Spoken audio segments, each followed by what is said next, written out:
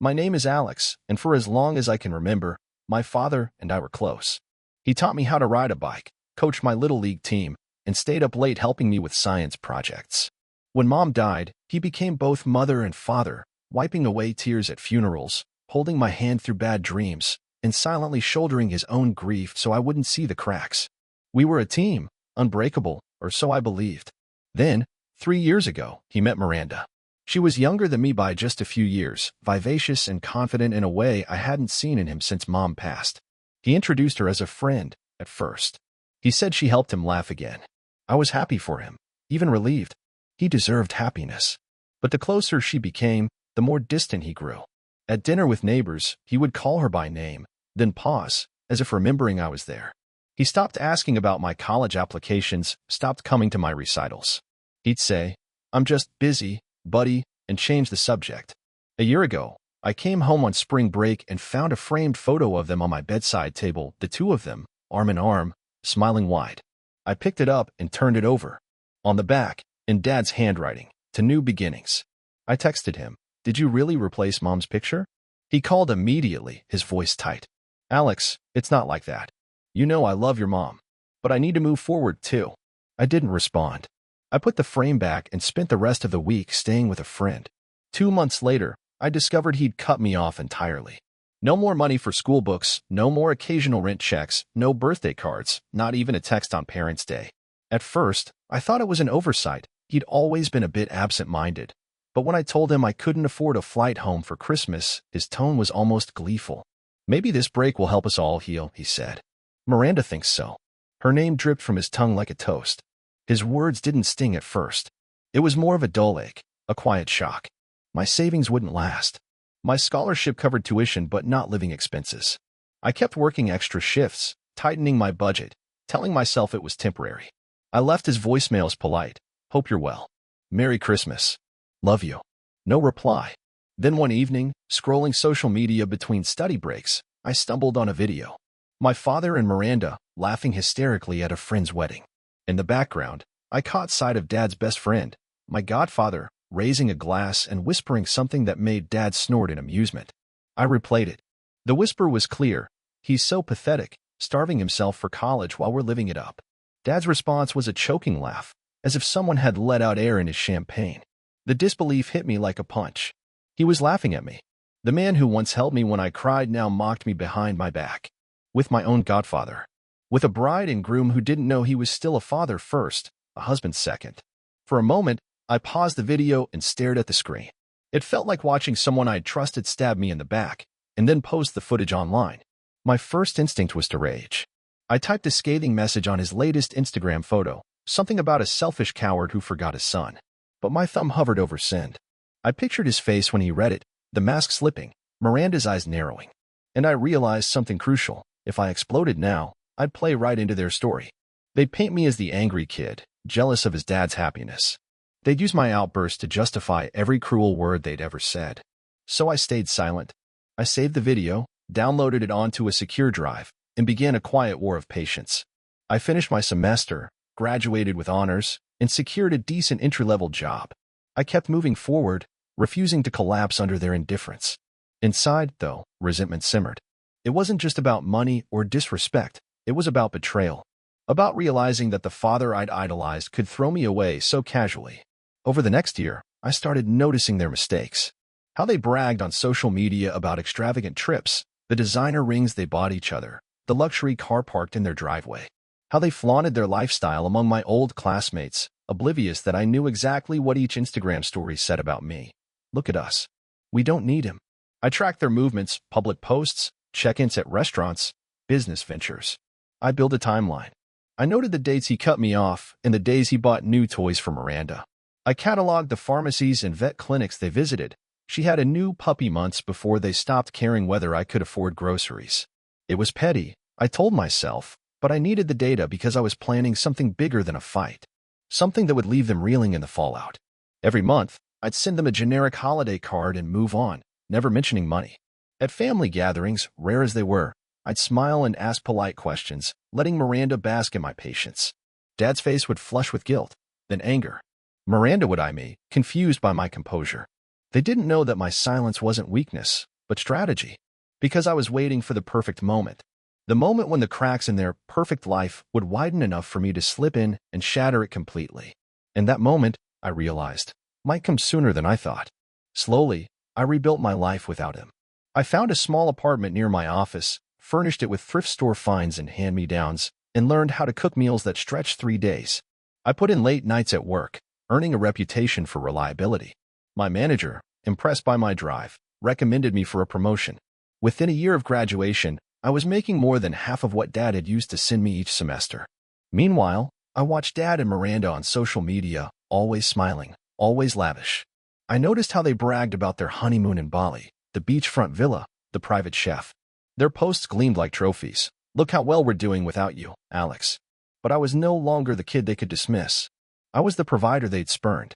When the promotion came through, I treated it as a milestone. I bought a new suit and invited a few close friends out to celebrate. I didn't post about it online. I didn't rub it in their faces. Instead, I sent Dad a brief congratulatory text, new job title, more benefits, starting Monday, and left it at that. He didn't reply. By then, I learned to detach my worth from his approval. But I still wanted accountability. I wanted him to see what he lost and feel the unease of knowing his son was doing fine without his help. I also wanted him to know that any future attempts to mock or cut me off would backfire. To that end, I began quietly researching their finances. It wasn't difficult. Public records revealed mortgages, property purchases, and business dealings. I saw that they had taken out a home equity loan to buy an investment property, borrowing against the house he'd once bought to protect Mom's memory. I found evidence that Miranda had opened a line of credit in his name for her pet project, a boutique she never mentioned until after my funding dried up. I noted the due dates and the amounts. I traced the interest rates and the penalties for late payment. I learned that if a single payment bounced, their combined credit score would plummet, their loan would go into default, and the bank could foreclose. In their rush to maintain appearances, they'd overextended themselves. I didn't act on this yet. I was gathering leverage, just as they had gathered gossip about me. I also found something more interesting. Miranda had launched that boutique under a business name registered to Dad's own corporation, making him personally liable for any legal trouble. They'd never consulted a lawyer properly. They'd signed contracts they didn't understand. Armed with this information, I found an attorney friend from university and asked how one might discreetly enforce loan penalties or file claims that would rattle a married couple. He pointed out that if I notified the bank of potential fraud, if Miranda had misrepresented her authority to take out credit under Dad's corporate umbrella, the bank would freeze the account until an investigation cleared it. That could take months. Their credit lines would vanish overnight. It felt like the perfect move. One letter, one phone call to the bank's fraud department, and their whole world could implode. But I hesitated. Acting rashly might implicate me or send Dad straight into fight mode. He cut me off once. What if he retaliated again? I needed to be certain that my next step would stick. So I waited a few more months, continued to excel at work, and cut my expenses even tighter. I saved every bonus and every unused penny. One morning, in the middle of a busy quarter, I got a text from Dad's number. Come to dinner Friday. Bring Miranda. We need to talk. I almost laughed out loud. They wanted me to the theater of polite cruelty on their turf, as if nothing had happened. I replied, sure. Let me know the time. I didn't mention that I already knew their address by heart. I spent the next 2 days preparing, mentally planning what to say, how to behave, how to maintain the facade of calm. Underneath, I was a bundle of anticipation. This was my chance to gauge their mood, to see if they'd learned anything in the meantime. Friday evening arrived. I dressed in a charcoal suit, white shirt, no tie, smart, confident, unassuming. I sat in my car in their driveway, reviewed the briefcase I carried, a folder, not with legal documents yet, but with a printed bank statement showing the loan details I'd uncovered and a polite letter addressed to their bank's fraud department. Ready to sign and send. Inside, Dad and Miranda greeted me with stiff smiles. They'd set the dining room in candlelight. My stepmother's homemade pasta smelled rich, but I could barely taste it. Dad kept glancing at me as if curious how a stranger had replaced his son. Midway through the main course, Dad cleared his throat. Alex, we owe you an apology. Miranda and I made mistakes. Cutting you off was wrong. Laughing about it behind your back was cruel. We would like to make things right. Miranda nodded, eyes wet. We miss you. I know I was selfish. I asked your father to cut you off so you'd depend on me more. I see now it was wrong. I looked at them, feeling the power of their admission. Their vulnerability was real, but my leverage was stronger. If I pressed them now, they'd grasp at apologies. If I held back, they'd dismiss it as an outburst of youthful anger. I needed to calibrate my response to ensure real change. So I leaned forward, folded my hands, and said quietly, "I appreciate your apology. But words aren't enough. I've done some homework." I slid the bank statement across the table. Miranda gasped. Dad's eyebrows shot up. "I don't understand," he said. I pointed to the numbers. "This home equity loan you took out last year, Miranda applied using your corporation as collateral without proper authority. If I notify the bank's fraud division, they'll freeze this account. You'll lose access to that money, your credit score will plummet, and foreclosure proceedings could start in 90 days. The room went silent. The candlelight flickered on Dad's shocked face. Miranda's eyes widened. I continued, "I'm prepared to send this letter right now. But I won't, provided three things happen." They both swallowed. Dad's voice quivered. What do you want?" I laid out my terms. "First, my student loans are reinstated at your expense. You'll resume payment, plus interest for the missed months. Second, Miranda's boutique must be legally disentangled from your corporation, or you both resign personally from that venture, paying all costs out of your joint assets. Third, a monthly check-in with a family counselor to address how we communicate, so I never feel invisible or mocked again." Dad's jaw clenched. Miranda bit her lip. Then Dad exhaled, head dropping. "Okay," he said. "We'll do it." Miranda nodded, tears falling. "We'll do anything." I picked up the folder. "I'll send the letter once it's signed by both of you. We'll copy the bank's compliance office and your lawyer. That gives you 24 hours to finalize the documents with your attorney. If I don't have them, I inform the bank at midnight Saturday." Dad exhaled again. "Thank you," he said, quietly. "Thank you for holding us accountable." I stood, shook his hand, and Miranda's. "Good," I said. "Let's rebuild." As I walked to my car that night, I felt a rush not of triumph, but of closure. They'd acknowledged their wrongdoing, and I'd turned their power play into my guarantee of respect. I'd stayed silent until the moment I could crush their perfect life not with rage, but with the threat of legal and financial consequences. And it worked. Back at home, I sat at my desk and drafted the email, professional, concise, and unemotional, to the bank's fraud unit. I attached the letter and hit send. Immediately, I forwarded the signed agreements from Dad and Miranda to the bank and their corporate counsel. Within hours, I received an automated acknowledgement from the bank. "Your report is under review. The account is temporarily frozen pending investigation." I leaned back in my chair, exhaling. Their perfect balance sheet was in limbo. Their dreams of a life without me had been shattered by the very system they used to exclude me. And I'd done it with silence, strategy, and a single envelope. That night, as sleep finally came, I realized the sweetest revenge wasn't in watching them scramble. It was in knowing I had rebuilt my life on my own terms, and that they had no choice but to accept me as an equal or watch everything they built unravel. The next morning, I woke early to the hum of email notifications. My phone pinged with confirmations. The equity account was frozen, the boutique's paperwork had been updated, and, most gratifying, a new message from the bank's compliance officer confirming they'd accepted the amended promissory note and switched my student loan payments back on under my father's name. It all happened exactly as I promised and precisely on their terms. I took a moment to savor it.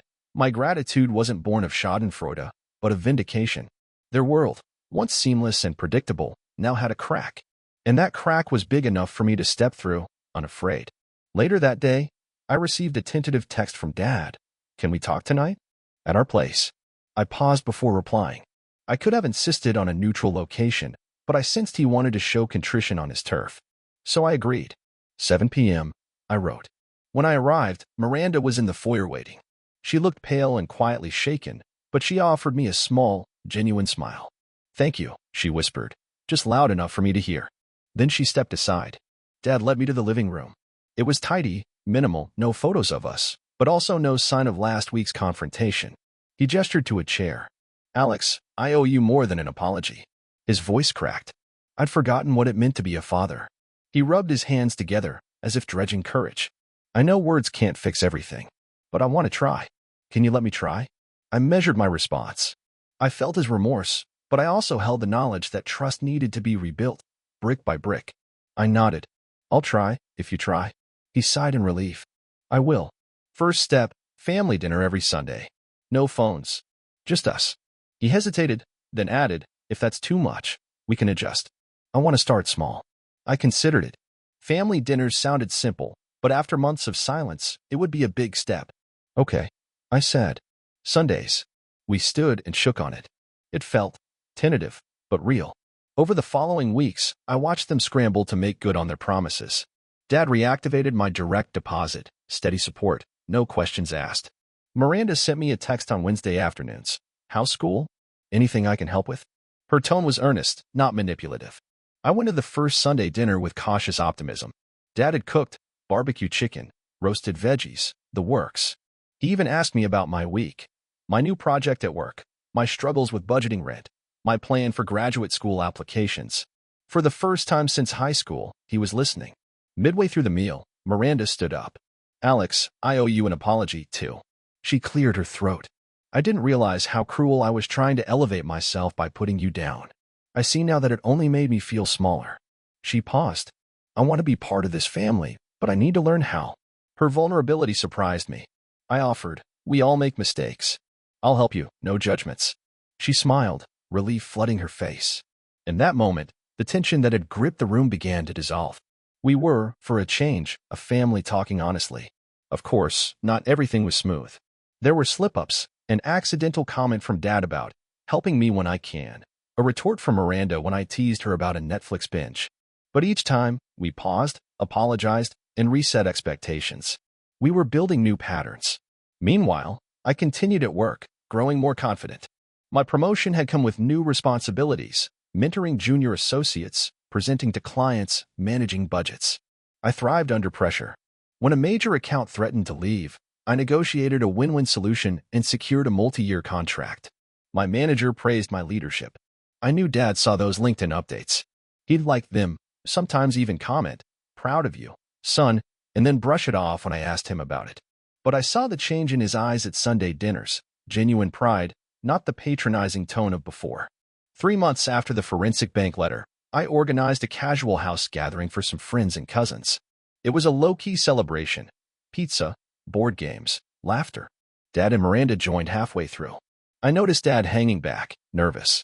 Then he asked to borrow my laptop. He opened a photo folder, scrolled to a picture of me and Mom at my high school graduation. His face softened. He showed it to me, voice thick. I found this in your childhood room. I never framed it because I was afraid of the memories. I took the laptop, clicked print, and handed him the photo. Let's hang it here, I said, pointing to the living room wall. Then it can remind us where we started. He nodded. A week later, there it was, me and Mom, beaming in a simple black frame. It became a conversation starter. Neighbors asked about it, and Dad proudly told the story. It symbolized more than decor, it symbolized healing. That same night, Miranda pulled me aside. She handed me a small envelope. Inside was a gift card to a fancy bookstore. Buy what you want, she said. You deserve it. I thanked her, surprised. She grinned, embarrassed, consider it a token of goodwill. I realized then that the cruelty they'd inflicted had given way to genuine care, paying for my books, checking in on my work, celebrating milestones. They hadn't erased the past, but they'd chosen to learn from it. The final test came when my graduate school acceptance letter arrived. I opened it at dinner one Sunday, an Ivy League program offering a partial fellowship. Dad and Miranda listened as I read the email aloud. When I finished, he stood and raised his glass. To Alex, he said, his voice unsteady but proud. Our son, our student, our kid. Miranda joined the toast, tears in her eyes.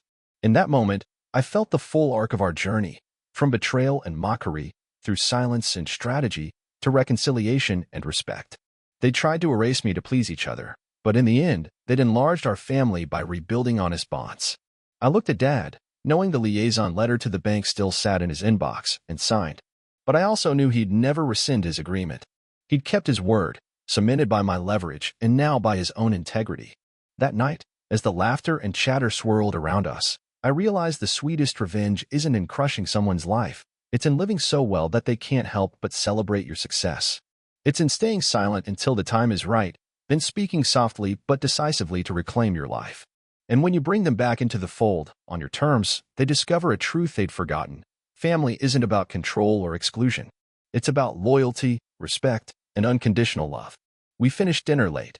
I helped clear the dishes as Dad and Miranda chatted with my friends. I felt a peace I hadn't known since childhood. My plan had succeeded not just in shattering their perfect life, but in forging a new one where none of us had to feel small again. That summer evening, after our tentative peace at Sunday dinner, I returned home feeling hopeful for the first time in years. The air seemed lighter, as if the walls of their mansion, once so imposing, had shrunk to a human scale. I lay across my couch, scrolling through my emails. There was one from Dad, a brief note thanking me for giving us a chance to get it right. Beneath it, a forwarded calendar invite for our next family counseling session. I stared at the subject line, Family Session Number 2, and felt a flicker of pride. We were still here, still trying. Over the next weeks, life settled into a new rhythm. I threw myself into work, spearheading a project that paired our software platform with local nonprofits. I emailed Dad updates, data points, success metrics, and he actually replied, asking questions. I could feel the old walls coming down bit by bit. At home, Miranda and I shared friendly texts. Don't forget your spin class tonight, or can you swing by and grab dog food? Those messages once would have been laced with condescension, but now they were genuine check-ins. One Saturday morning, she surprised me by showing up at my apartment with 2 lattes and a pastry box. Thought you might need a treat after your late night, she said. I thanked her, genuinely moved. She hesitated, then added, listen, I've been reading that book on family dynamics you recommended. It's opened my eyes. I nodded and said, I'm glad. She squeezed my shoulder and left. That simple gesture felt monumental. A week later, Dad invited me to tour his new art installation at the community center, the same center I'd pitched to my team months earlier. As we walked through the gallery space, he pointed at a large abstract piece. I wanted to explore balance, he said. Your mom would have liked the colors. I paused, surprised by the mention of her. He continued, working with you has reminded me of who I was and who I can be. I thanked him and, for the first time since my childhood, felt tears sting my eyes. But life isn't a fairy tale. The cracks in any rebuilding can reopen if you aren't vigilant. Late one evening, I got a call from my manager. A major client was threatening to leave because of a data breach at another firm in our network. I'd partnered with our security team, worked through the night, and by morning had a recovery plan.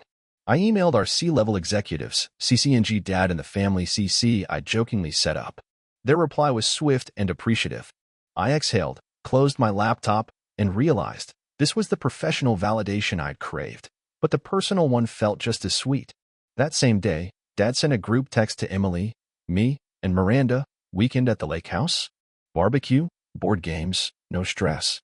It was an olive branch. I accepted immediately. Emily hugged me, saying, I'm so glad you're going. Saturday morning, we drove out to the lake property. The boat dock was freshly painted. Adirondack chairs lined the lawn. I unpacked my bag and noticed Dad lugging coolers toward the grill. He looked up, saw me, and smiled. It wasn't the forced grin of old days. It was warm, genuine. As the afternoon sun soaked the dock, we launched the old rowboat. Dad took the oars and let me relax at the stern. He said, I've missed this. We fell into a comfortable silence. The gentle slap of water against wood the only sound. I thought of the day I'd sat frozen at his dining table, realizing how far apart we'd drifted. Now it felt like we'd bridged the gap. Later, back on shore, Miranda and I teamed up for bocce ball. She cheered when I landed a perfect toss and laughed when I missed. I realized I wasn't keeping score to embarrass her. I was enjoying her company. She leaned over and whispered, Thanks for giving me a second chance. I nodded and said, We're all learning. That night, after dinner and s'mores by the fire pit, Dad and I retreated to the boathouse for a quiet moment. He handed me an envelope. My heart skipped. It looked just like the embossed envelope I'd used against him. But this one was different. It was an old photo of me and Mom, yellowed and curling at the edges. He said, I found this in the attic. Thought it belonged with us. I took it, touched my fingertips to the glass, and felt the final piece of my old life, and his forgiveness, click into place. The next morning, over pancakes, Miranda pulled me aside. I know things aren't perfect, she said, but I see you. And I see Dad. I smiled at her earnestness. She added, I want to be better. For all of us. I thanked her, realizing that genuine healing comes not from grand gestures, but repeated small ones. Back in the city, Monday morning, I walked into the office feeling unstoppable. My inbox burst with new project requests. Colleagues nodded as I passed. I tucked the photo of Mom into my briefcase, a reminder of where I started and how far I'd come. That evening, Dad texted, Family dinner at your place next Sunday? I replied, I'd love that. And I meant it. Over the next few months, the old mansion became a second home again. I'd host cooking nights, movie marathons, and board game tournaments. Dad cheered from the sidelines, sometimes participating, sometimes content to watch us laugh. Miranda experimented with recipes, good ones, I might add, and invited me to her boutique soft launch. I offered feedback, helped design their website layout, and she beamed every time a customer complimented our collaboration.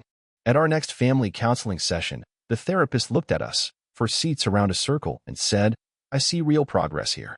You've moved from blame and silence to shared responsibility and communication." I glanced at Dad and Miranda. Their relieved expressions mirrored my own. That afternoon, we celebrated at a nearby cafe. Over coffee, Dad said, "I'm proud of you, son. And I'm proud of us." I reached across the table and said, "I'm proud, too." In the end, their perfect life hadn't been crushed, it had been transformed. My silence and strategy didn't demolish them. They opened the door for a new, authentic relationship. They learned that family isn't about excluding, controlling, or mocking. It's about honoring the bonds you have, even when they're tested. As I left the cafe that day, I thought of the journey from sitting alone at their table, invisible and mocked, to rowing on the lake, connected and recognized. Revenge might taste sweet, but restoration tastes even better. And sometimes, the most powerful move isn't the one that shatters someone's world, but the one that builds a new one where everyone can stand together. We gathered at Dad's house one last time before I moved across the country for my new job. It was a quiet afternoon in early autumn, cool air, leaves drifting off the trees.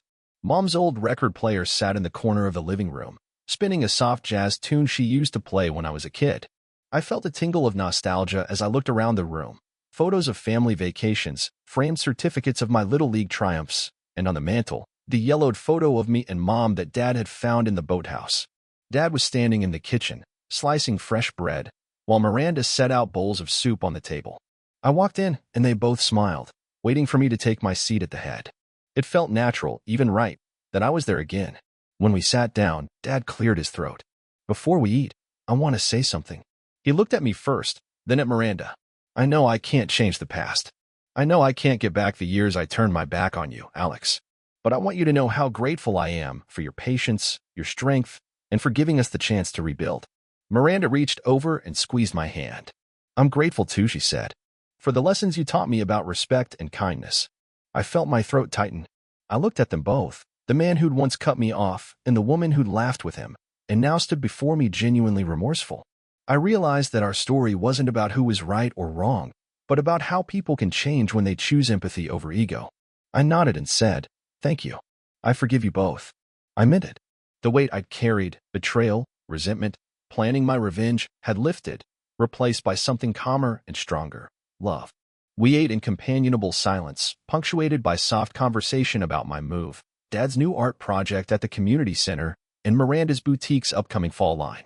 Afterwards, we cleared the table together, laughing when Dad accidentally dropped a spoon. It felt normal, warm, healing. Later, I packed a box of leftovers and carried it to my car. As I slid in behind the wheel, Dad appeared at the driver's side window with a small journal. He handed it to me. "This is for you," he said. "It's a book of our family recipes. Your grandmother's soups, my mom's casseroles, and some new ones Miranda and I added. Think of it as another new beginning." I opened the journal and thumbed through the pages. Handwritten notes in different inks, dog-eared pages, little doodles in the margins. "This is amazing," I said, my voice thick. "Thank you." He smiled, then placed a hand on my shoulder. "Just promise me one thing. Don't be a stranger. You have a home here." I hugged him. "I promise." As I drove away, chestnut leaves swirling around the driveway, I realized something profound. The sweetest kind of victory isn't annihilation. It's the ability to let someone back in, to rebuild trust brick by brick, and to leave behind a legacy of compassion rather than bitterness. My life since then has been full. I settled into my new city, excelled at my job, and even started a small weekend podcast about family dynamics, how to navigate conflict, rebuild relationships, and find peace after betrayal. My listeners write in with stories of estrangement, resentment, and forgiveness. I tell them about my journey with Dad and Miranda, how I stayed silent, planned my strategy, and then chose mercy over anger. Every episode ends the same way. You deserve respect. You deserve love. And sometimes, the best revenge is the one that brings people back together. Last month, I hosted my first book signing for that family recipe journal. Dad and Miranda flew in. The hall was packed with readers, fans of my podcast, food lovers, and families looking for hope. Dad introduced me on stage. He told the crowd, "My son taught me that being a father isn't about who has the last word. It's about who can offer the first apology." The applause was thunderous. I saw Miranda wipe away tears. Later, she told me, "I'm proud of you. Proud of us." Driving home that night, I held the signed copy of our journal in my lap, and I thought of the boy who once felt invisible at Thanksgiving dinner, the son who was cut off and mocked, the strategist who waited for the perfect moment. And I smiled, knowing each chapter had led me here, to a place where family isn't defined by cliques and cold shoulders, but by the courage to forgive and the willingness to love again.